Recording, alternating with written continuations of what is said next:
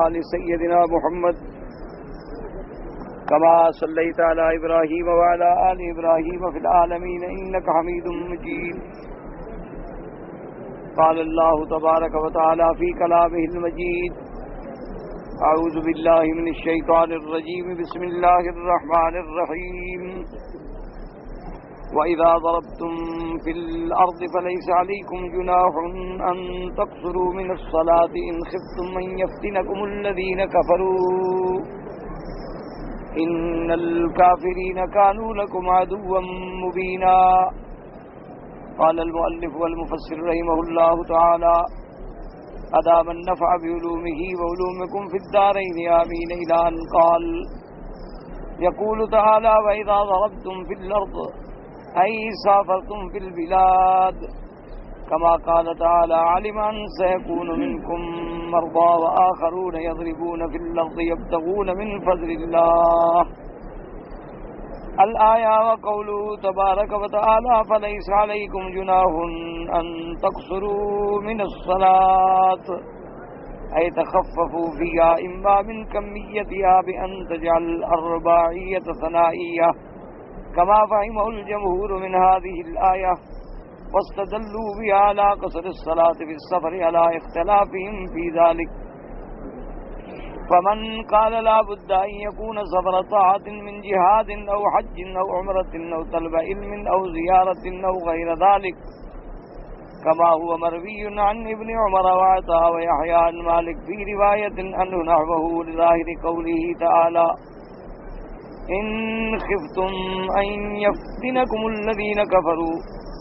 ومن قائل لا يشترط سفر القربة بل لا بد أن يكون مباحا، لقوله تبارك وتعالى: فمن اضطر في مخمصة غير متجانف لإثم، كما أباح له تناول الميتة مع الاضطرار بشرط أن لا يكون عاصيا في سفره. وهذا قول الشافعي وأحمد وغيرهما من الأئمة رحمهم الله تعالى عليهم أجمعين. وقد قال أبو بكر بن أبي شيبة حدثنا وكيع عن الأعمش عن إبراهيم قال: جاء رجل فقال: يا رسول الله، إني رجل تاجر أختلف إلى البحرين، فأمره أن يصلي ركعتين، فهذا مرسل. ومن قائل يكفي مطلق السفر سواء كان مباحا أو محظورا حتى لو خرج لقطع الطريق وإخافة السبيل ترخص وجود مطلق السفر.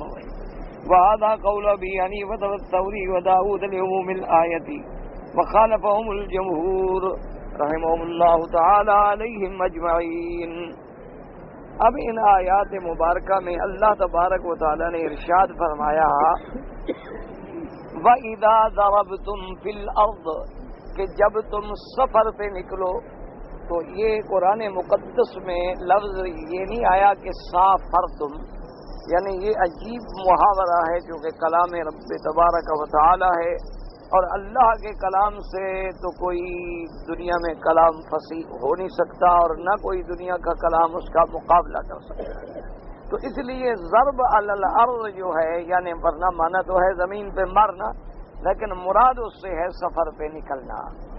جیسے کہ قرآن پاک نے ارشاد فرمایا ہے دوسری آیت مبارکہ میں بھی کہ اللہ تبارک و تعالیٰ نے یہ تخفیف فرمائی کہ علم ان سیکون منکم مرضی، کہ اللہ جانتے تھے کہ تم میں سے کوئی بیمار بھی ہوں گے. وآخرون یضربون فی الارض یبتغون فضل اللہ، اور کچھ ایسے ہوں گے جو مسافر ہوں گے زمین میں اللہ کا رزق حاصل کرنے کے لیے، تجارت کرنے کے لیے. تو وہاں بھی لفظ جو ہے ضرب فی الارض. اسی طرح جیسے اصحاب الکہف کے بارے میں اللہ تبارک و تعالی نے فرمایا: فضربنا علی آذانہم فی الکہف سنین عددا، ہم نے ان کے کانوں پہ مارا. مراد ہے سلا دیا، مراد ہے کہ ان کو ہم نے نیند مسلط کر دی. لیکن وہاں لفظ ضرب علی الاذان جو ہے یہ پہلے کسی نے نہ سنا تھا اور نہ کبھی کسی محاورات عرب میں استعمال ہوا تھا، کیونکہ یہ اللہ تبارک و تعالیٰ کا کلام ہے جس کا کوئی دنیا کا کلام مقابلہ ہی نہیں کر سکتا. تو وہاں بھی لفظ جو ہے ضرب علی الاذان، لیکن مراد جو ہے وہ نیند ہے. اور اس میں بھی اللہ کے کلام میں ہر محاورے میں، ہر کلمے میں، ہر حرف میں بڑی بڑی حکمتیں ہوتی ہیں۔ فَضَرَبْنَا عَلَىٰ آذَانِهِمْ سے بھی مفسرین نے اور علماء نے مسئلہ نکالا، استنباط کیا کہ نیند کا تعلق جو ہے دراصل وہ زیادہ تر ہوتا ہے کہ آدمی کو کوئی غلط آواز سنائی نہ دے۔ آپ دیکھیں نا کہ اگر کوئی ٹک ٹک ہو رہی ہے، آواز آ رہی ہے، تو آدمی نیند نہیں کر سکتا۔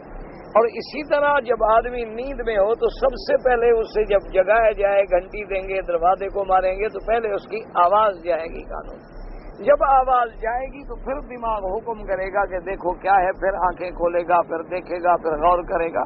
تو پہلی چیز جو آدمی کو سونے کے بعد بھی بیدار کرتی ہے تو وہ دراصل آواز ہوتی ہے۔ تو جب اللہ تبارک و تعالی نے کانوں کو محفوظ کر دیا کہ کوئی غلط آواز بھی داخل نہ ہو، تو اصحاب کہف جو تھے وہ 309 سال تک سوتے رہے۔ اور یہ اللہ کا کمال قدرت تھا کہ ایک آدمی اتنی طویل ترین مدت جو ہے نیند میں رہے اور اس میں کسی قسم کا کوئی تغیر بھی نہ آئے، کسی قسم کی تبدیلی بھی نہ آئے، نہ اس کے شکل میں، نہ لباس میں، نہ کپڑوں میں، نہ بالوں میں۔ ورنہ 309 سال تک آدمی بال چھوڑ دے تو کہاں بال پہنچ جائیں گے، اگر ناخن چھوڑ دے تو ناخن کہاں پہنچ جائیں گے۔ لیکن کوئی تبدیلی بھی نہ آئی، اسی حالت میں رہے۔ اس لیے جب بیدار ہوئے تو انہیں یہ بھی پتہ نہ چلا کہ ہم کتنا سوئے۔ ایک دوسرے سے پوچھ رہے تھے کہ بھئی ہم نے کتنی نیند کی ہوگی، تو کسی نے کہا ایک دن، کسی نے کہا کہ نہیں ایک دن کہا ہے، بھئی ایک دن بھی پورا نہیں ہے، بعد یوم میں، حالانکہ وہ 309 سال سو چکے۔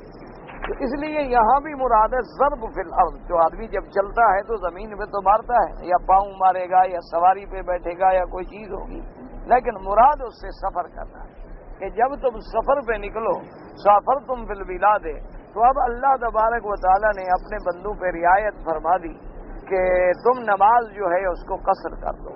قصر کا معنی ہوتا ہے کمیت میں۔ کمیت کا کیا معنی کہ بھئی پہلے 4 رکعتیں ہیں تو اب 2 رکعتیں ہو جائیں۔ یہ معنی نہیں ہوتا کہ بھئی تم اب جلدی جلدی ٹکریں مارنی شروع کر دو نا۔ اس لیے جو ہے نا، ایک ہوتی ہے کمیت اور ایک چیز ہے کیفیت۔ ان دونوں چیزوں میں فرق ہوتا ہے۔ کمیت کا معنی تو ہوتا ہے عدد، اور کیفیت کا معنی ہوتا ہے اس کے ادا کرنے کا طریقہ۔ اب جو ادا کرنے کا طریقہ ہے وہ تو آرام سے سجدہ کریں گے، آرام سے رکوع کریں گے، تسبیحات کہیں گے، اسی طرح باقاعدہ اللہ کا قرآن اس میں جیسے نمازوں میں تلاوت کرتے ہیں تلاوت کریں گے، لیکن اس کی کمیت میں کمی ہو جائے گی کہ 4 رکعتوں کے بجائے 2 رکعت ادا کی جائے گی۔ اور یہ قصر جو ہے یہ ہوگا بھی ان نمازوں میں جس میں 4 رکعتیں ہیں جو رباعیہ ہیں، یعنی ظہر کی 4 رکعتیں ہیں تو 2 ہو جائیں گی، عصر کی 4 رکعتیں ہیں تو 2 ہو جائیں گی، اور عشاء کی 4 رکعتیں ہیں تو وہ بھی 2 ہو جائیں گی۔ لیکن جو پہلے سے 2 رکعتیں ہیں جیسے فجر کی نماز ہے تو وہ 2 ہی رہیں گی۔ اسی طرح اگر مغرب کی نماز میں 3 رکعتیں ہیں تو وہ 3 ہی رہیں گی، کیونکہ 3 کا تقسیم کر کے 1.5 رکعت کوئی نماز نہیں ہوتی۔ تو اس لیے اللہ تبارک و تعالیٰ نے اپنے بندوں کو رعایت فرما دی۔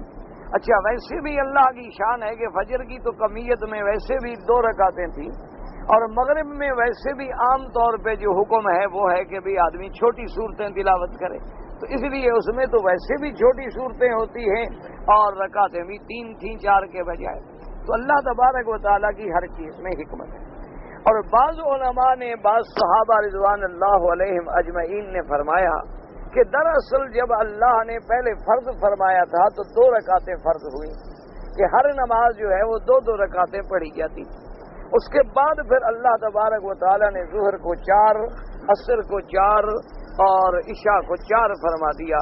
تو اب جب تخفیف کا حکم آیا تو گویا پہلا حکم جو ہے وہ برقرار رہا، یعنی 4 والی رکعتیں جو تھیں وہ 2 میں تبدیل ہو گئیں، اور اللہ تبارک و تعالیٰ کے پہلے احکام جو تھے وہ بھی اپنی جگہ ثابت رہے، اور اس کے بعد بندوں کے لیے رعایت بھی ہو گئی۔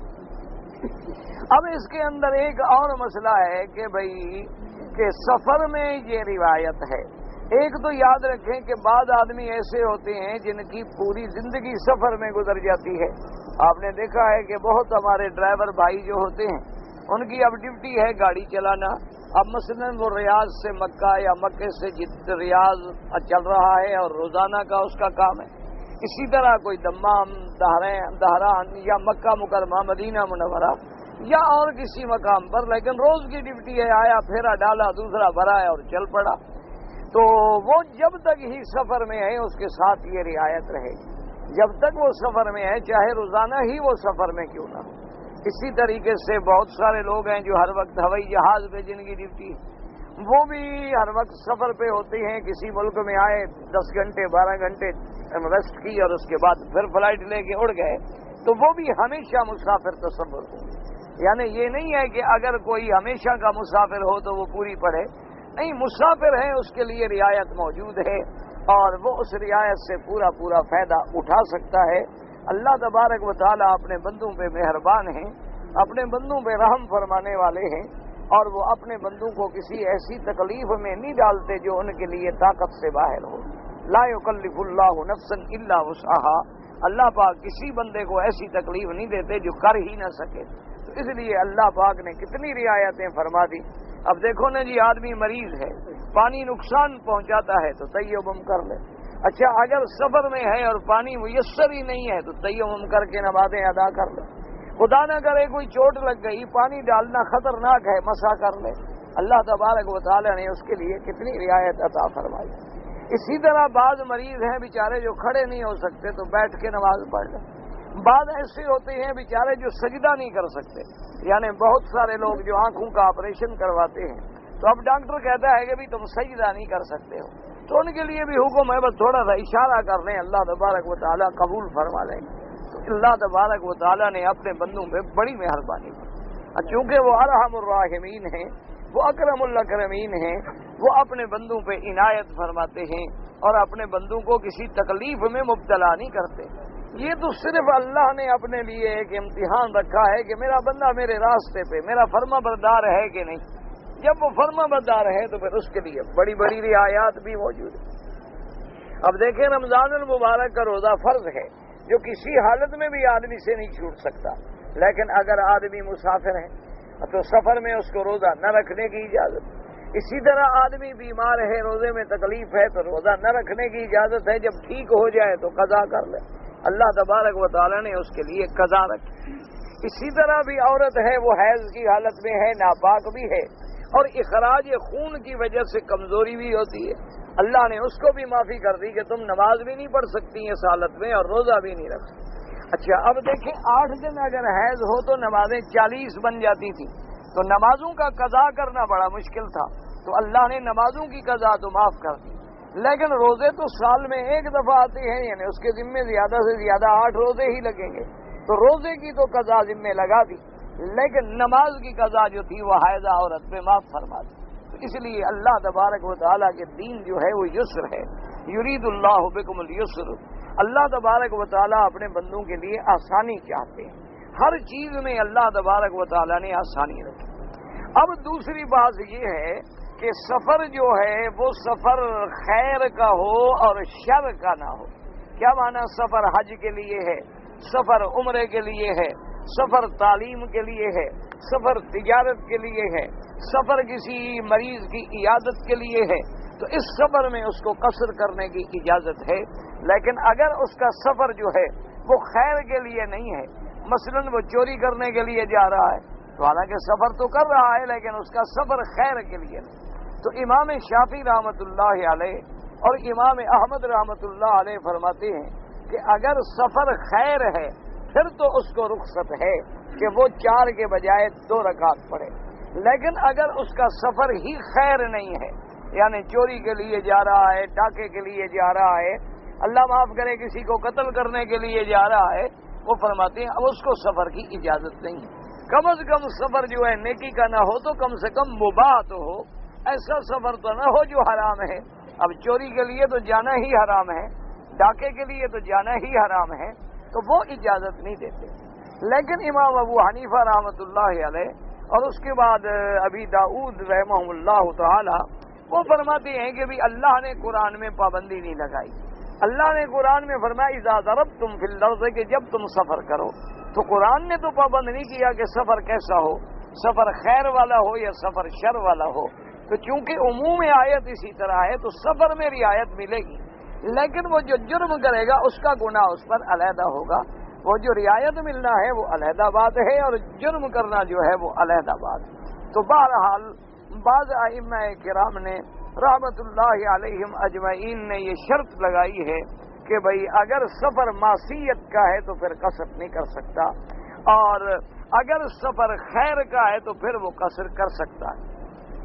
وہ کہتے ہیں کہ جب سفر ہی گناہ کے لیے ہے، بھی آدمی جا ہی چوری کرنے کے لیے رہا ہے، لیکن دوسرے ائمہ فرماتے ہیں کہ چلو چوری کرنے کے لیے جا رہا ہے، سفر معصیت کا ہے تو کیا نماز چھوڑ دے؟ تو نماز چھوڑنے سے تو کافر ہو جائے گا۔ تو چوری تو کم جرم ہے، نماز چھوڑنا تو اس سے بڑا جرم ہے، کیونکہ چوری کرنے والے کو کافر تو کہیں نہیں کہا گیا نا۔ چوری کرنے والا گناہگار ہے، مرتکب ہے کبیرے کا، ہاتھ کاٹا جائے گا، لیکن اس پہ کافر کا اطلاق تو نہیں آیا۔ لیکن حضور صلی اللہ علیہ وسلم نے نماز چھوڑنے والے کو تو کافر فرمایا ہے کہ من ترک الصلاۃ متعمدا فقد کفر، او کما قال النبی صلی اللہ علیہ وسلم۔ حضور نے فرمایا جو شخص نماز عمدن چھوڑ دے وہ کافر ہو جاتا ہے۔ تو اس لیے بہرحال یہ ائمہ کے علمی مسائل ہوتے ہیں، یہ ان کی علمی باریکیاں ہیں کہ بھی کیا لفظ سفر میں مطلق سفر ہے یا سفر مقید ہے۔ بس خلاف کسی کا مقصد نہیں ہوتا، یعنی قصر کے تو سب قائل ہیں کہ سفر میں قصر ہوگی۔ اب آگے ان کی علمی تحقیق ہے کہ سفر معصیت ہے یا سفر طاعت ہے۔ تو بعض فرماتے ہیں سفر طاعت ہے، سفر معصیت نہیں ہے، اور بعض فرماتے ہیں جب اللہ نے قرآن میں پابندی نہیں لگائی تو ہم پابندی کیسے لگائیں؟ قرآن تو مطلقاً کہتا ہے اذا ضربتم فی الارض فلیس علیکم جناح ان تقصروا من الصلاة ان خفتم ان یفتنکم الذین کفروا الی آخر الآیہ۔ تو اب مفسر رحمت اللہ علیہ فرماتی ہیں کہ اذا ضربتم فی الارض کا معنی کیا ہے کہ سافرتم فی البلاد، اور اس کے بعد فرماتی ہیں تخفیف کا معنی کیا ہے کہ تخفیف اس کی کمیت میں ہوگی، یعنی جو 4 رکعتوں والی نماز ہے وہ 2 ہو جائیں گی۔ اسی کو جمہور نے استدلال کیا ہے کہ جب آدمی سفر میں ہو تو وہ قصر کرے گا۔ جیسے فرماتی ہیں کہ سفر طاعت ہو، جہاد کا سفر ہے، حج کا سفر ہے، عمرے کا سفر ہے، طلب علم کا سفر ہے، کسی دوست کے ملنے کا سفر ہے، یا اس کے علاوہ اور بھی جو مباح سفر ہیں۔ تو یہ حضرت ابن عمر، حضرت عطا کا یہ قول ہے، کیونکہ وہ فرماتے ہیں کہ سفر کے لیے سفر طاعت ہونا شرط ہے، اور بعض علماء فرماتے ہیں کہ بھئی کوئی سفر قربت شرط نہیں، بلکہ بس سفر مباح ہو تو تب بھی وہ قصر کرے گا۔ جیسے اللہ نے قرآن میں فرمایا فمن اضطر فی مخمصۃ غیر متجانف لإثم، جیسے کوئی آدمی بھوکا مر رہا ہے، اب اس کی جان کو خطرہ ہے اور آگے ایک مردار جانور پڑا ہے، تو وہ کوئی گناہ کرنے والا نہ ہو، زیادتی کرنے والا نہ ہو، تو اس کو اجازت ہے کہ اتنا کھا سکتا ہے جتنے سے جان بچ جائے، بشرط اللہ یکون عاصیا بسفرہ۔ تو وہاں یہ شرط ہے کہ وہ گناہ کا سفر نہ کر رہا ہو۔ تو امام شافعی رحمۃ اللہ علیہ و امام احمد رحمۃ اللہ علیہ کا یہی قول ہے۔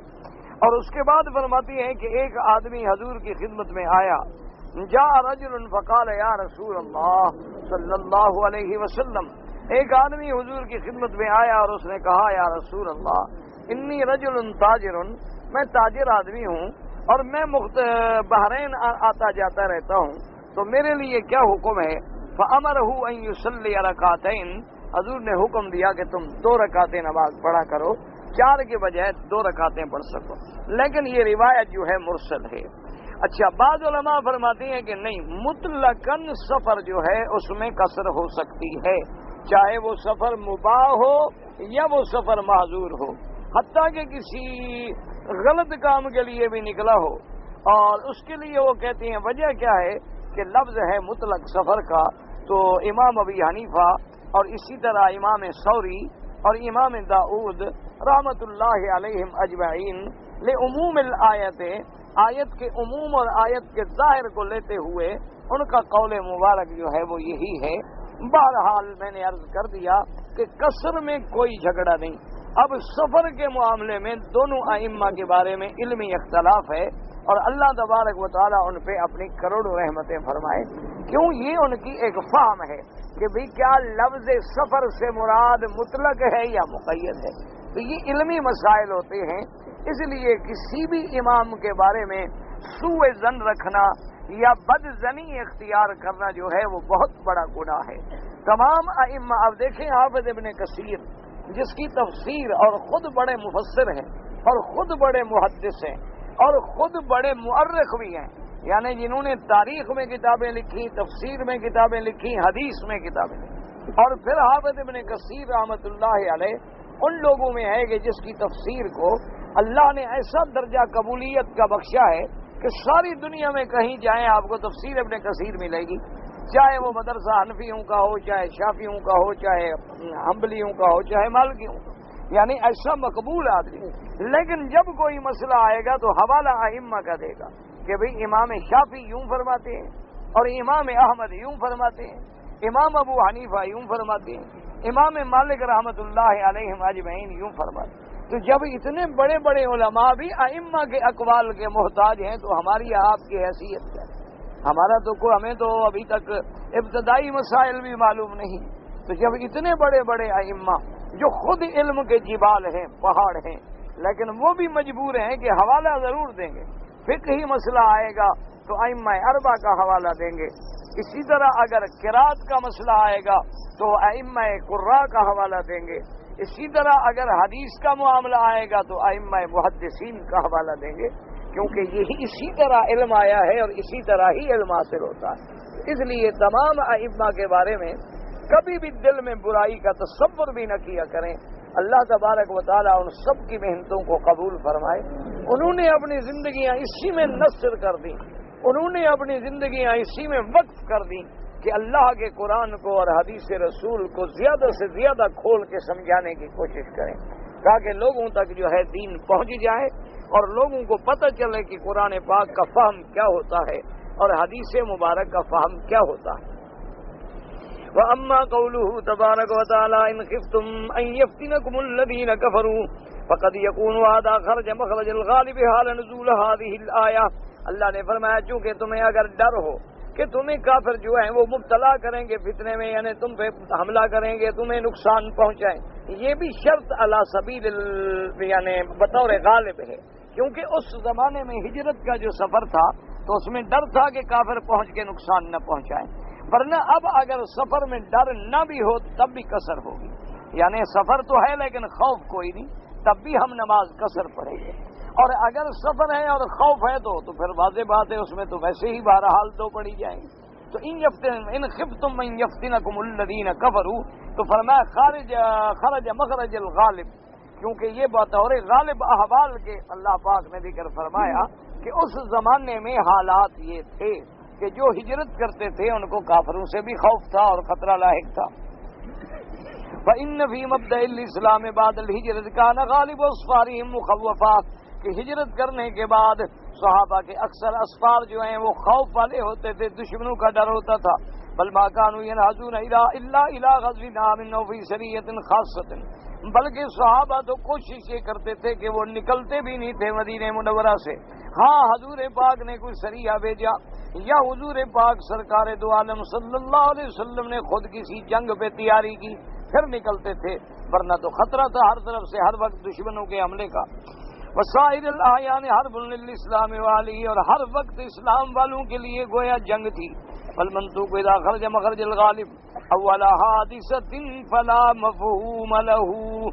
اب مفسر رحمۃ اللہ علیہ فرماتی ہیں کہ ایسی آیات منطوق جو ہیں بطور غالب احوال کے ہیں، ضروری نہیں ہوتا کہ ان کا عمل، بلکہ ان کا کوئی اگر خوف ہے اس وقت تھا، بعد میں نہ بھی ہو تب بھی سفر، جیسے اللہ نے فرمایا وَلَا تُكْرِهُوا فَتَيَاتِكُمْ عَلَى الْبِغَاءِ إِنْ أَرَدْنَ تَحَصُّنًا، تم اپنی باندیوں کو زنا پہ مجبور نہ کرو اگر وہ پاک رہنا چاہتی ہیں۔ تو ان اردن تحسن کا معنی غالب ہے، یعنی خرج مخرج الغالب، یعنی اگر باندی پاک رہنا نہ چاہے تو پھر اس کو زنا پہ مجبور کر سکتے ہو؟ نہیں کر سکتے، یعنی زنا پہ تو کسی حال میں مجبور نہیں کر سکتے، چاہے باندی نیک رہنا چاہے یا نیک رہنا نہ چاہے۔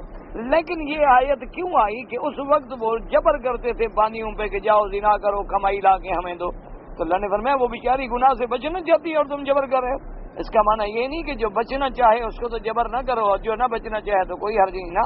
تو یہ شرطیں جو ہے منطوق باعتبار غالب کے ہوتا ہے کہ حالات کے مطابق اللہ تبارک و تعالیٰ نے یہ ارشاد فرما دیا مسئلہ یہ ہے کہ کوئی آدمی اپنی باندی کو وہ زنا پہ مجبور نہ کرے، کیونکہ اللہ تبارک و تعالیٰ نے اس گناہ کو حرام قرار دیا ہے۔ اب ان اردنا تحسنا جو ہے خرج مخرج الغالب، وَكَقَوْلِهِ تَبَارَكَ وَتَعَالَى وَرَبَائِبُكُمُ اللَّاتِي فِي حُجُورِكُم مِّن نِّسَائِكُمْ، اللہ نے فرمایا کہ وہ لڑکیاں جو تمہاری بیویوں کی گود میں ہیں۔ کیا مانا؟ یعنی تم نے شادی کی کسی عورت سے اور پہلے خاوند سے لڑکا لڑکی اس کی ہے، ضروری تو نہیں وہ گود میں ہو، یعنی چھوٹی ہو تو گود میں ہوگی، بڑی ہو تو گود میں تھوڑی ہوگی، لیکن محاورتاً یہ کہا گیا کہ اگر وہ لڑکی اس کی گود میں ہے وہ تم پہ حرام ہے، اس لیے کہ اب تم اس کی والدہ کے ساتھ نکاح کر چکے ہو اور دخول کر چکے ہو، وہ اسی کی بیٹی ہے چاہے وہ پہلے خاوند سے بھی کیوں نہ ہو۔ اب فرماتی ہوں قال الامام احمد حدثنا ابن ادریس قال حدثنا ابن جریج النبی عمار ان عبد الله بن رابعة ان يعلى ابن امیہ قال سألت عمر بن الخطاب رضی اللہ تعالی عنہ قلت له قوله تعالى ليس عليكم جناح ان تقصروا من الصلاة ان خفتم من يفتنكم الذين كفروا وقد امن الناس فقال لي عمر رضی اللہ تعالی عنہ اجد مما عجبت منه فسألت رسول الله صلی اللہ علیہ وسلم عن ذلك فقال صدقة تصدق الله بها عليكم فاقبلوا صدقته۔ یعلا ابن امیہ فرماتی ہیں کہ میں نے حضرت عمر بن الخطاب رضی اللہ تعالی عنہ سے پوچھا کہ اللہ پاک نے فرمایا قرآن پاک میں کہ لیس علیکم جناح ان تقصروا فی الصلاة ان خفتم ان یفتنکم الذین کفروا، اللہ نے حکم دیا کہ تم قصر کرو اگر تمہیں ڈر ہے۔ تو میں نے پوچھا حضرت امیر المؤمنین سے کہ امیر المؤمنین وقد امن الناس، اب تو امن ہو گیا، اب تو ہمیں ڈر کوئی نہیں، اب تو اسلام الحمدللہ غالب آ گیا، اب تو ہمیں کوئی خوف نہیں، تو لہٰذا اب بھی ہم نماز کا سر پڑھیں۔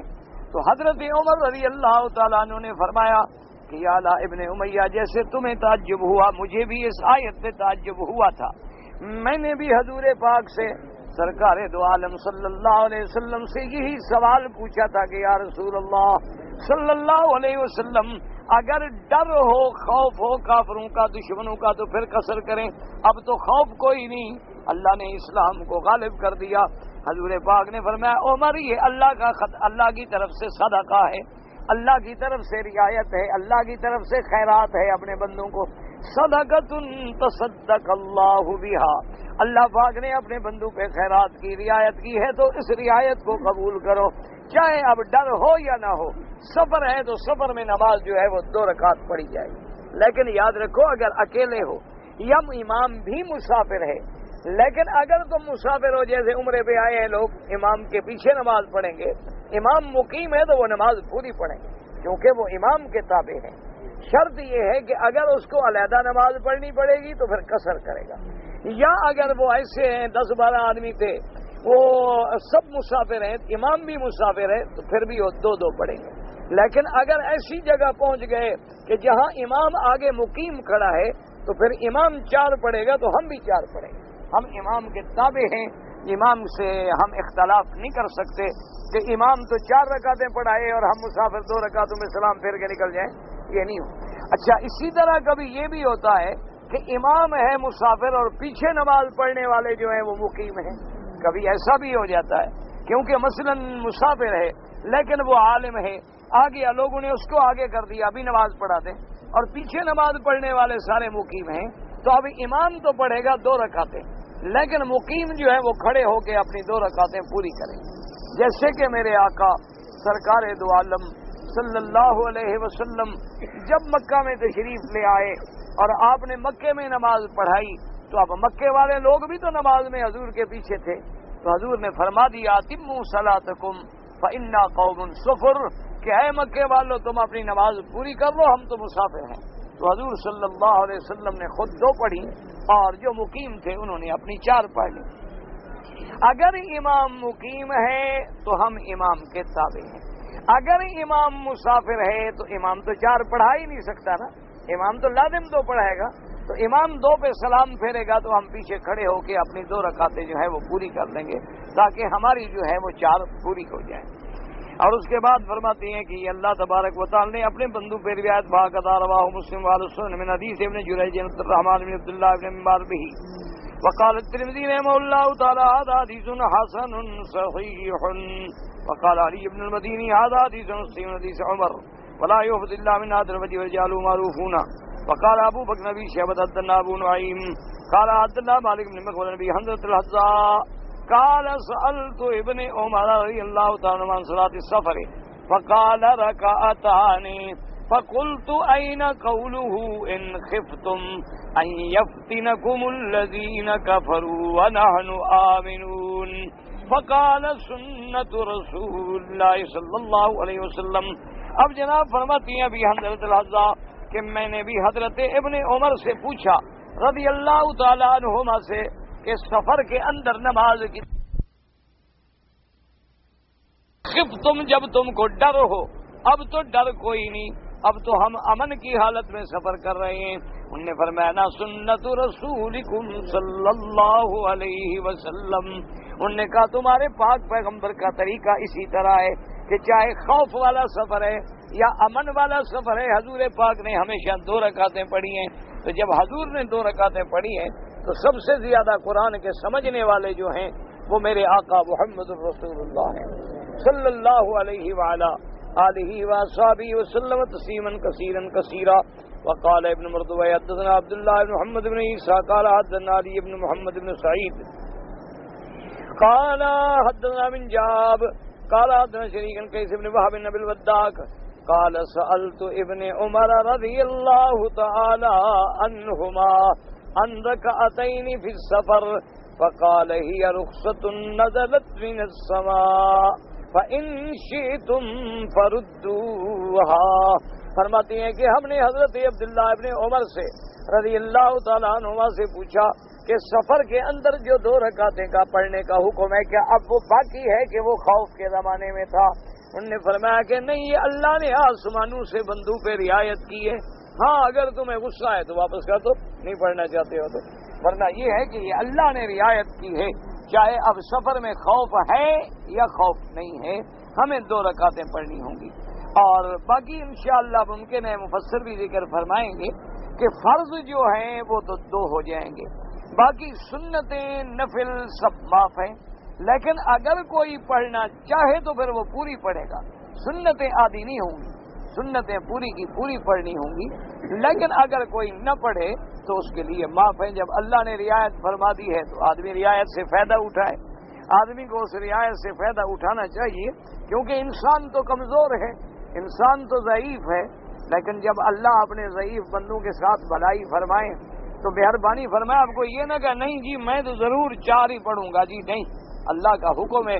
جیسے اللہ کو عزائم پہ عمل کرنا محبوب ہے اسی طرح اللہ کو رخصتوں پر بھی عمل کرنا محبوب ہے کہ جب میں نے رعایت کر دی ہے تو بس رعایت. اسی طرح سفر ہے, اب کوئی کہے جی اب تو ہوائی جہاز کا سفر ہے اور ایئر کنڈیشن ہوائی جہاز ہیں, کاریں ہیں ایئر کنڈیشن ہیں, بسیں ہیں ایئر کنڈیشن ہیں, لیکن اللہ نے رعایت دی ہے تو تم فائدہ اٹھا سکتے. ہاں کوئی آدمی نے روزہ رکھ لیا الحمدللہ, کوئی ایسی بات نہیں, کیونکہ اگر اس نے روزہ رکھ, بعض روایات حدیث میں یہ بھی آتا ہے صحابہ فرماتے ہیں کہ ہم سفر میں ہوتے تھے, بعض لوگ ہم میں سے روزے والے ہوتے تھے اور بعض افطار والے ہوتے, تو روزے والے جو ہیں وہ افطار والوں پہ اعتراض نہیں کرتے تھے کہ تم نے روزہ کیوں نہیں رکھا, اور جنہوں نے افطار کیا تھا وہ روزے والوں پہ اعتراض نہیں کرتے تھے کہ بھئی تم مسافر سے تم نے کیوں رکھا ہے, بس کسی نے رکھ لیا اور کسی نے نہیں رکھا. اسی لیے فقہاء رحمۃ اللہ علیہم فرماتے ہیں کہ اللہ نے ہر قسم کے بندے بنائے.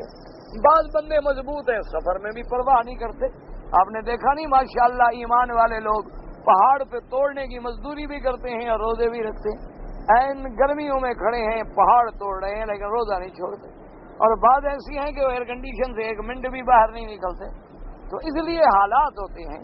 اصل بات تو یہ ہے کہ جو اللہ رعایت فرمائے فائدہ اٹھائیں, اور جہاں اللہ رعایت نہ فرمائے وہاں عزائم پہ عمل کریں. باقی کوشش یہ کی جائے کہ اللہ کے احکام پہ پورا عمل ہو جائے. اور ویسے بھی آدمی اگر سچی بات یہ ہے کہ اللہ دعا کریں کہ اللہ ہر مسلمان کو ان کے اولادوں کو نمازی بنائے. اگر آدمی کا ایمان ہو نہ جی تو نماز پڑھنے میں کوئی مسئلہ کوئی نہیں, یعنی نیت ہو تو کوئی مسئلہ نہیں. دیکھو نا دوستوں کے ساتھ آدمی بیٹھ کے 2 گھنٹے باتیں کرتا ہے, دو گھنٹے بیٹھ کے چائے پی رہے ہیں، باتیں کر رہے ہیں، وقت ضائع کر رہے ہیں، اور 10 منٹ نماز کے لیے نہیں نکال سکتے۔ اصل وجہ کیا ہے؟ یاد رکھو کہ علماء نے لکھا ہے، اللہ والوں نے لکھا ہے کہ جب نماز تمہیں نصیب ہو جائے تو اللہ کا شکر کرو کہ الحمدللہ، اور دل میں سمجھو کہ رب راضی ہے تو آنے دیا نا دروازے پہ، اور جس دن نماز نہ ملے سمجھو کہ اللہ ناراض ہے، آج گھر میں نہیں آنے دیا۔ یہ نہ سمجھو کہ جب تم نماز پڑھ رہے ہو تو کوئی احسان کیا ہے، بلکہ یہ سمجھو کہ اس کریم کا کرم ہے کہ گھر میں آنے دیا، اور یہ دلالت ہے کہ وہ راضی ہے ہم پہ۔ اور اگر محروم ہے، باہر کھڑا ہے، اذان سن رہا ہے، قرآن سن رہا ہے، اقامت سن رہا ہے، امام کی آواز سن رہا ہے، اور حرم کے باہر کھڑا ہے، نماز نہیں پڑھتا، وہ یہ نہ سمجھے، وہ سمجھے کہ رب ناراض ہے، مجھے اندر آنے ہی نہیں دیتا۔ تو یہ اللہ تبارک و تعالیٰ کا ایک نظام ہے، اللہ تبارک و تعالیٰ کی ایک شان ہے۔ دیکھو نا، تم پر اپنا حقیقی بھائی ناراض ہو جائے، کہتے میرے گھر مت آؤ، تم پر اپنا باپ ناراض ہو جائے، کہتے ٹھیک ہے میری اولاد ہے، بس میرے گھر نہ آیا کرو۔ تو جب تمہیں ایک بھائی روک دے تو نہیں جا سکتے، باپ روک دے تو نہیں جا سکتے، دوست روک دے تو اس کے گھر میں نہیں جا سکتے، اللہ ناراض ہو تو کیسے آ سکتے ہو؟ اللہ راضی ہوگا تو گھر میں بھی آنے دے گا نا۔ اللہ جب تک راضی نہ ہو تو کسی کو نہیں آنے دے۔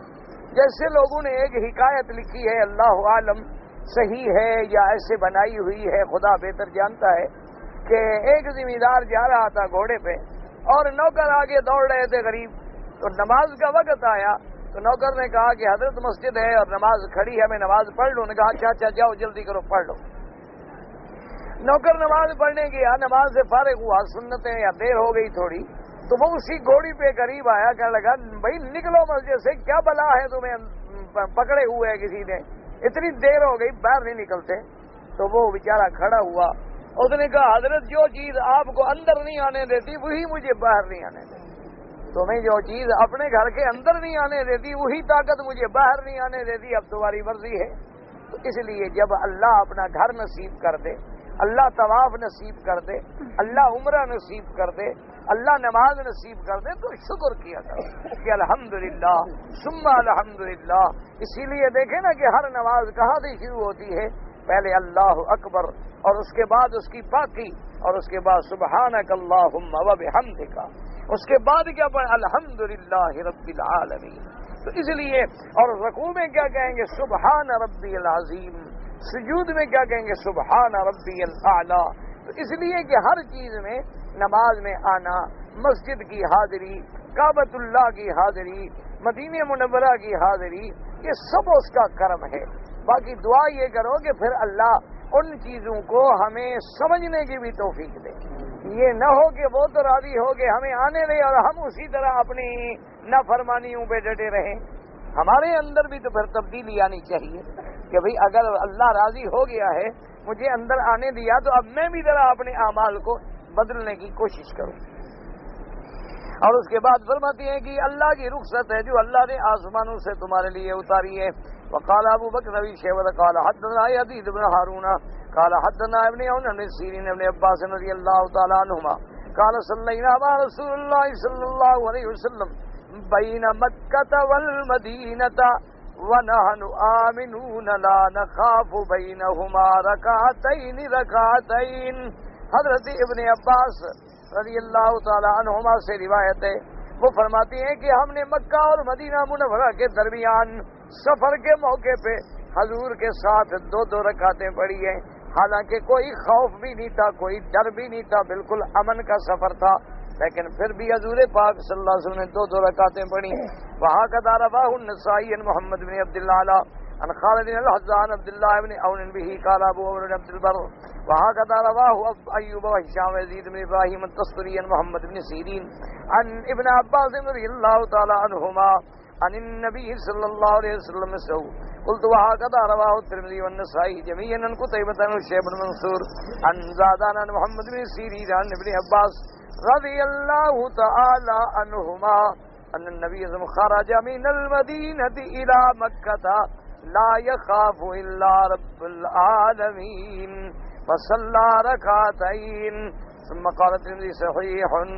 حضرت ابن عباس رضی اللہ تعالی عنہما سے روایت ہے کہ حضور پاک صلی اللہ علیہ وسلم خرج من المدینہ الی مکہ، آپ مدینہ منورہ سے مکہ کی طرف روانہ ہوئے. لا یخاف الا رب العالمین، کوئی خوف نہیں تھا مگر اللہ کا. اللہ کا خوف تو ہے دل میں، یعنی دشمن کا کوئی خوف نہیں تھا، لیکن پھر بھی حضور پاک نے 2 رکعتیں پڑھی. تو لہذا سفر ہے، امن ہے یا خوف ہے، نماز قصر پڑھی جائے گی. وقال البخاری رحمہ اللہ تعالی حدثنا ابو معمر قال حدثنا عبد الوارث قال حدثنا يحيى بن اسحاق قال سمعت انس يقول خرجنا مع رسول الله صلى الله عليه وسلم من المدينه الى مكه فكان يصلي ركعتين حتى رجعنا الى المدينه قلت اقمتم بمكه شيئا قال اقمنا بها 10. امام بخاری رحمۃ اللہ علیہ نے اس سند سے یہ روایت نقل فرمائی ہے کہ ابی اسحاق کہتی ہیں میں نے حضرت انس رضی اللہ تعالیٰ عنہ سے سنا، وہ فرماتے تھے کہ ہم حضور کے ساتھ مدینہ منورہ سے مکہ کی طرف آئے. جب آئے مکہ میں تو حضور نے سفر میں 2 رکعتیں نماز پڑھی.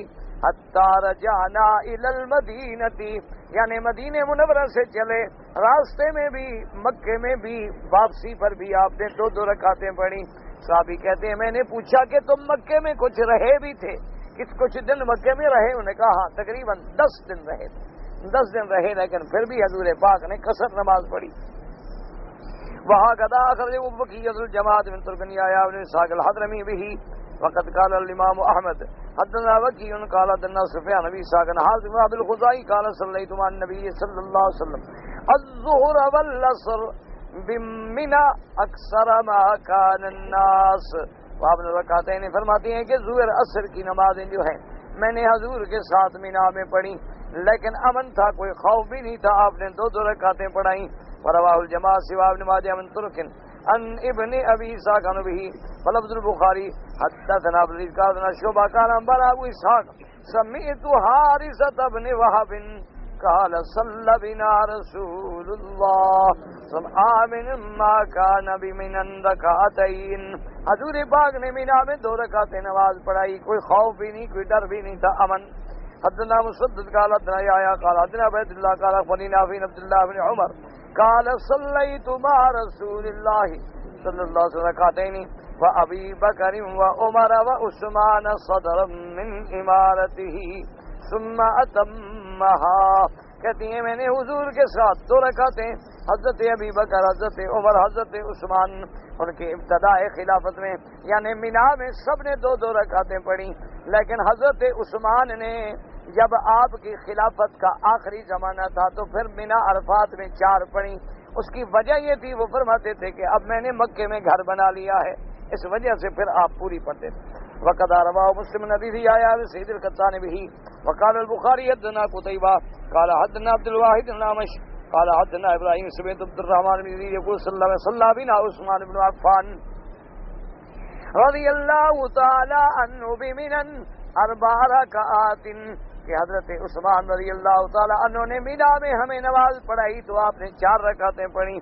وقیل فی ذلک عبد اللہ بن مسعود رضی اللہ عنہ فسرجا ثم قال صليت مع رسول الله صلى الله عليه وسلم من ركعتين وصليت مع ابي بكر من ركعتين وصليت مع عمر بن الخطاب من ركعتين فليت حظي من 4 ركعات ركعتان متقبلتان. حضرت عبداللہ ابن مسعود سے فرمایا گیا انہوں نے فاسترجع، انہوں نے کہا کہ انا للہ، انہوں نے کہا بھی حضرت عثمان سے تو یہ اجتہادی خطا ہوئی، حالانکہ میں نے تو حضرت کے ساتھ 2 پڑھی ہیں، حضرت ابو بکر کے ساتھ بھی 2 پڑھی ہیں، حضرت عمر کے ساتھ بھی 2 پڑھی ہیں. وہ تو بہتر ہے کہ 4 کے بجائے ہمیں 2 ملیں لیکن قبول ہو جائیں. یعنی حضرت عبداللہ ابن مسعود ناراض ہو گئے، لیکن حضرت عثمان بھی تو خلیفہ راشد ہے، وہ عبداللہ ابن مسعود سے کوئی چھوٹے آدمی تو نہیں ہے، وہ بھی تو خلیفہ راشد ہے. اور خلیفہ راشد کے بارے میں تو حضور نے فرمایا کہ میرا طریقہ اور میرے خلفاء راشدین کا طریقہ جو ہے اس کو مضبوطی سے تھامو اور مضبوطی سے پکڑو. وروا البخاری ایضا من حدیث الثوری عن الاعمش به واخرجه مسلم من طريق تركن منها عن قتيبة كما تقدم والله تعالى اعلم وعلمه اتم.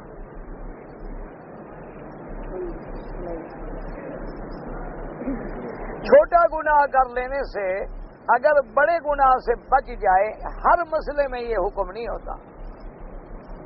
وہاں حکم ہوگا جہاں اللہ ہمیں اجازت دے.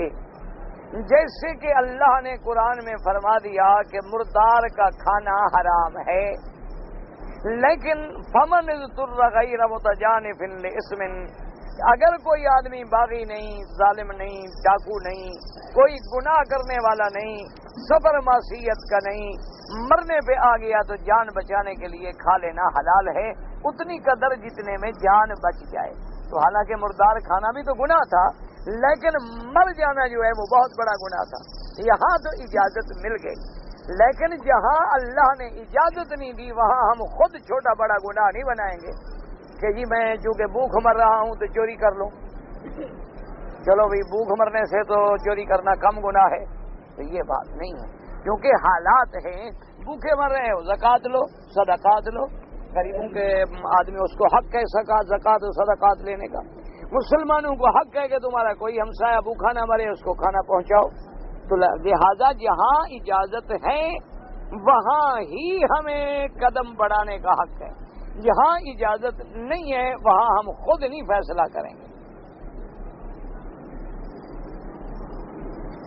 اسی طرح ہو گیا نا، قتل کے بجائے عذر کاٹ دے. کیوں کاٹ دے؟ بات یہ اللہ نے اجازت ہی نہیں دی، جہاں اجازت ہے وہاں کریں گے.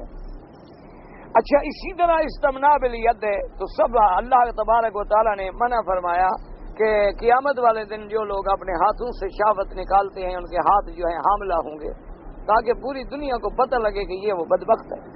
اچھا اسی طرح اصول ہے کہ حضور نے علاج بتلا دیا ہے. آپ نے فرمایا کہ جو آدمی صبر نہ کر سکتا ہو اور شادی کی طاقت نہ رکھتا ہو فلیصم، روزے رکھے. فإن الصوم له وجاء، اس روزے جو ہیں اس کے لیے گناہوں سے ڈھال بن جائیں. تو جب اس کا علاج موجود ہے تو ہم خود گناہ کیوں سوچیں کہ بڑے گناہ کے بجائے ہم چھوٹا گناہ اختیار کریں. جن جن مقامات پہ خود شریعت نے اجازت دی ہے وہاں ہم کریں گے، جہاں شریعت نے اجازت نہیں دی وہاں ہم نہیں کریں گے. اگر تم اپنا عقل لڑاؤ گے تو پھر وہی ہاروت ماروت والا قصہ ہو جائے گا کہ ان کے سامنے بھی اس نے شریعت شرط رکھی تھی کہ یا قتل کرو یا زنا کرو یا شراب پیو. تو انہوں نے بھی سوچا بھئی قتل تو بڑا گناہ ہے، زنا بھی بہت بڑا گناہ ہے، چلو یہ پانی ہے نا، پانی پی لینے میں تو اتنی بڑی بات نہیں ہے، تو شراب پیا نشہ ہو گیا، زنا بھی کر بیٹھے قتل بھی کر بیٹھے. تو لہذا یہ اپنے عقل نہ لڑاؤ شریعت میں. شریعت نے جہاں جہاں گنجائش رکھی ہے. اچھا ایک آدمی کو شہوت تنگ کرتی ہے، 4 دن لیمون پیتا رہے شہوت ختم ہو جائے، 4 دن کوئی ٹھنڈی شربت پی لے ٹھیک ہو جائے، روزے رکھنے شروع کر دے ٹھیک ہو جائے، شیطانی تخیلات سے ہٹ جائے، دین میں لگ جائے ٹھیک ہو جائے. اللہ تبارک و تعالیٰ نے اس کے لیے جب دوسرے راستے رکھے ہیں تو آدمی غلط راستہ کیوں اختیار کرے.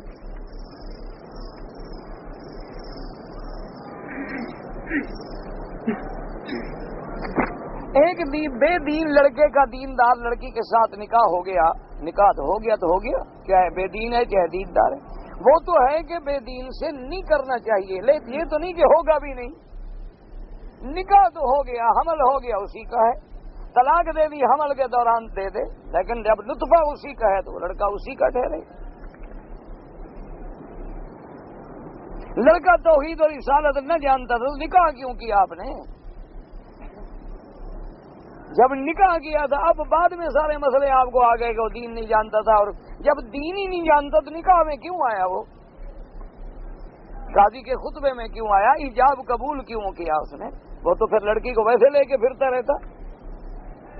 جب نکاح کیا تو مانا وہ سب کچھ جانتا تھا. اب تمہارا اپنے اندر کا چور جو ہے وہ ایسے مسئلے پیدا کر رہا ہے.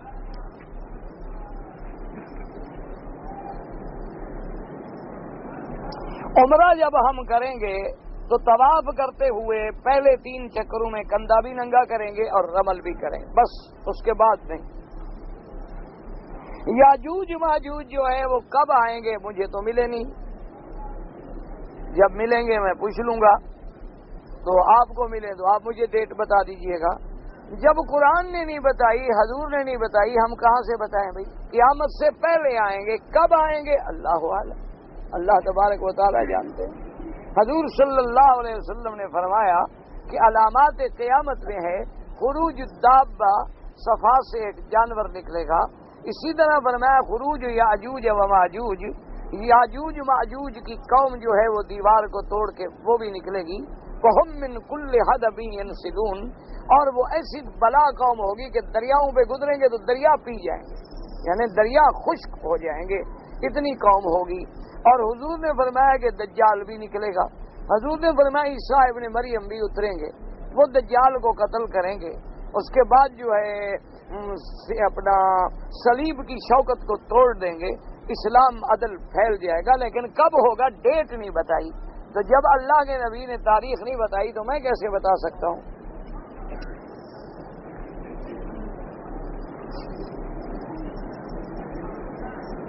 ایک آدمی نے مجھے روکا اور مجھے گالیاں دی, تھپڑ مارا. تو قیامت میں بدلہ دے گا. اگر دنیا میں تم نے بدلہ نہیں لیا, معاف کر دیا, تمہاری مرضی, ورنہ قیامت میں بدلہ اللہ پاک لیں گے اس سے.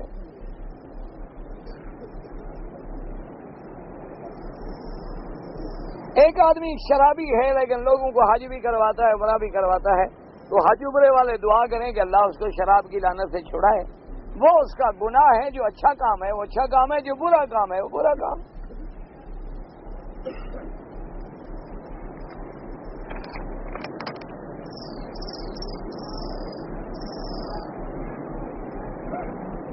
میری بیوی نے عمرہ کرنے کے بعد احرام بال کاٹے بغیر کھول دیا, اور اگر اس کے بعد بال کاٹے ہیں, یعنی عورت کا تو احرام کوئی ہوتا نہیں بابا.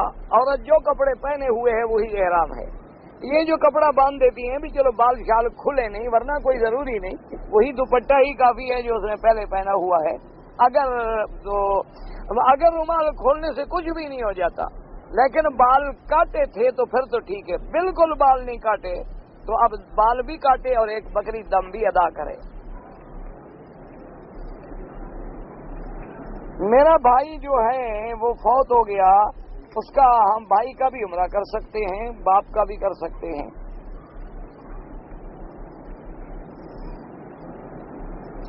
ایک عورت نے حج عمرہ کیا, طواف صفا کے بعد گھر جا کے بال کٹوانے سے پہلے احرام کھول دیا, 15 منٹ کے بعد بال کٹائے, کوئی بات نہیں. ایک طواف کرنے کا ثواب حدیث مبارک میں آتا ہے کہ اگر ولد اسماعیل میں سے کوئی غلام ہو, پہلے تو ولد اسماعیل میں کوئی غلام ہو نہیں سکتا, اگر ہو تو اس کی کتنی قیمت ہوگی؟ فرمایا اس غلام کو خرید کر کے آزاد کر دو, اس آزادے کے برابر ایک طواف کا ثواب ملتا ہے. یعنی ایک بندہ خرید کے آزاد کر دینا, تو ایک طواف میں اتنا اللہ ثواب عطا فرماتے ہیں. مسجد قباء میں مدینہ منورہ میں صحیح حدیث مبارک ہے کہ جو شخص اپنی منزل سے غسل کر کے وضو کر کے پاک صاف کپڑے پہن کے مسجد قباء جائے اور وہاں جا کے 2 رکعت تحیۃ المسجد ادا کرے تو اللہ عمرے کا ثواب دیتے ہیں. اللہ نے مدینے والوں کے لیے بھی تو راستہ رکھا ہے نا, بھئی مکے والے تو عمرہ کر لیں تو مدینے والے کہاں جائیں؟ تو لہذا اللہ تبارک و تعالیٰ نے ان کو بھی راستہ دیا ہے کہ وہ عمرے کا ثواب حاصل کرنا چاہتے ہیں تو مسجد قباء جا کے 2 رکعت پڑھ کے آ جائیں, اللہ پاک ان کو بھی عمرے کا ثواب ہے. اچھا, اللہ نے ہر مسلمان کے لیے عمرے کا راستہ رکھا ہے. اسی طرح ایک حدیث مبارک میں ہے کہ چاہے تم جس ملک میں ہو, فجر کی نماز کے بعد جہاں نماز پڑھی ہے وہیں بیٹھ جاؤ. ہاں کوئی مجبوری ہے جیسے طواف ہے پیچھے ہٹنا ہے, کوئی حرج نہیں. کوئی دنیاوی بات نہ کرو, قرآن پڑھتے رہو, ذکر کرتے رہو یا چپ کر کے بیٹھے رہو. جب سورج نکل آئے اور ایک نیزے کے قریب اوپر آ جائے, یہ دیکھو نا جہاں گھڑیوں میں ٹائم لکھا ہوتا ہے کہ بھئی 6:35 پہ شروع ہوگا, یہ سورج نکلنے کا ٹائم ہے, یہ نماز کا ٹائم نہیں. نماز اس کے کم از کم 15 منٹ بعد 15 منٹ بعد تک انتظار کریں کہ سورج اوپر چڑھائے, تو پھر آپ 2 رکعتیں کر کے 4 رکعت اشراق ادا کریں تو حضور کی حدیث ہے کہ اللہ اس کو بھی ایک مقبول عمرے کا ثواب دیتے ہیں. تو لہذا گھر بیٹھے ہوئے ایک عمرے کا ثواب حاصل ہو گیا. چاہے جس ملک میں بھی رہتے ہو, فجر کی نماز پڑھنے جاؤ اور بیٹھ جاؤ, قرآن پڑھتے رہو, لیکن دنیا کی بات نہ کرو. یہ نہیں کہ اپنے قصے کہانیاں شروع کر دو, جیسے ہمارے یہاں بڑی بری عادت ہے. ابھی نماز پڑھیں گے, طواف ختم کر کے بیٹھ جائیں گے, وہ جناب کیا حال ہے, تمہارا کیا ہے, وہ کدھر گیا, وہ ادھر گیا, وہ ادھر گیا, ساری نیکیاں ختم. جو نماز پڑھ کے نیکیاں کمائی تھیں وہ وہیں گرا کے دامن جھٹک کے فارغ ہو کے گھر چلے جاتے ہیں، اور پھر دوسرے دن وعدہ کرتے ہیں کہ کل بھی پھر حرم میں ملیں گے، باقی باتیں پھر یہیں آ کے کریں گے۔ حالانکہ صحیح حدیث مبارک ہے کہ جیسے درخت سوکھا ہوا ہو، پتے سوکھے ہوئے ہوں اور اندھیری چل پڑے، اندھیری میں وہ پتے جیسے گرتے ہیں، حضور نے فرمایا مسجد میں بیٹھ کے دنیا کی باتیں کرنے والوں کی نیکیاں اسی طرح جھڑ جاتی ہیں۔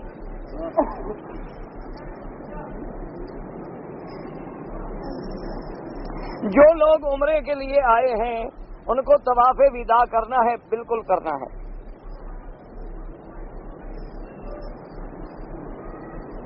کہتے ہیں جی کہ ہمارے ہاں مردے کو جب دفن کرتے ہیں تو اس کی قبر پہ اذان کہتے ہیں، جس نے زندگی میں نہیں سنی اب کیا سنے گا؟ جو گھر میں زندہ تھا تو کبھی اذان سن کے مسجد نہیں آیا، تم قبروں پہ اذان دیتے رہو تو اب وہ نماز پڑھنی شروع کر دے گا۔ یہ بدعت ہے، کسی حدیث سے ثابت نہیں۔ البتہ قبر پہ دعا مانگنا جائز ہے۔ حضور پاک کا ارشاد ہے، حضور نے فرمایا جب مٹی وغیرہ سیدھی ہو گئی، فرمایا اب اپنے بھائی کے لیے دعا مانگو، الآن یسأل، یہ وقت ہے اس سے سوال جواب ہونے کا، فاسألوا لہ التثبیت، دعا مانگو کہ اللہ اس کو سوال و جواب میں ثابت قدم رکھے تاکہ امتحان میں پاس ہو جائے۔ امتحان میں پاس ہو گیا تو قبر جنت بن گئی، ورنہ اللہ معاف فرمائے پھر عذاب یہیں سے شروع ہو گیا عالم برزخ سے۔ باقی جو 40 قدم چلتے ہیں اور یہ کرتے ہیں، یہ سب بدعات ہیں۔ اللہ تبارک و تعالی بدعات سے بچائے اور سنت پہ چلنے کی توفیق عطا فرمائے۔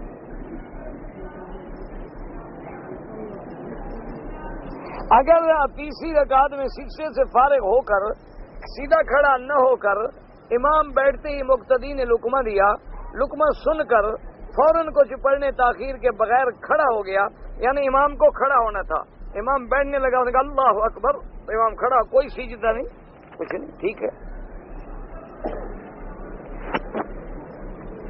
اگر ہم ہوائی جہاز پر ہوں تو نماز کا وقت ہو جائے تو نماز فرض جو ہے وہ ہوائی جہاز میں بھی ادا ہو سکتی ہے۔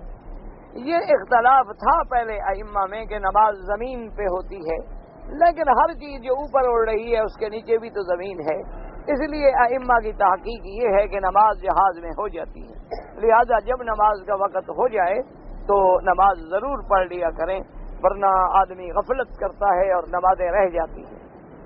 اور آج کل تو جہاز میں کوئی تکلیف ہی نہیں ہوتی، وہاں وہ اپنا ان کے بلینکٹ موجود ہوتے ہیں دھلے ہوئے، اور اتنی جگہ بھی ہوتی ہے، اور وقت سے کسی کو بھی آپ کہہ دیں میں نے نماز پڑھنی ہے، وہ قبلہ بھی بتا دیں گے، آپ آرام سے کپڑا بچھا کے نماز پڑھیں۔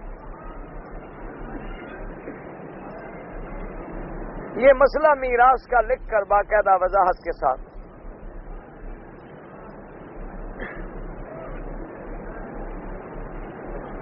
ایک عورت نے منت مانی تھی کہ میرا شوہر اگر ٹھیک ہو گیا، بیمار تھا، تو میں ہر مہینے میں 2 روزے رکھوں گی۔ تو وہ شوہر جو ہے ٹھیک ہو گیا، وہ اپنی منت کے مطابق روزے رکھتی رہی، لیکن اب وہ خود بیمار ہو گئی ہے، جب ٹھیک ہو جائے تو پھر پورے کرے۔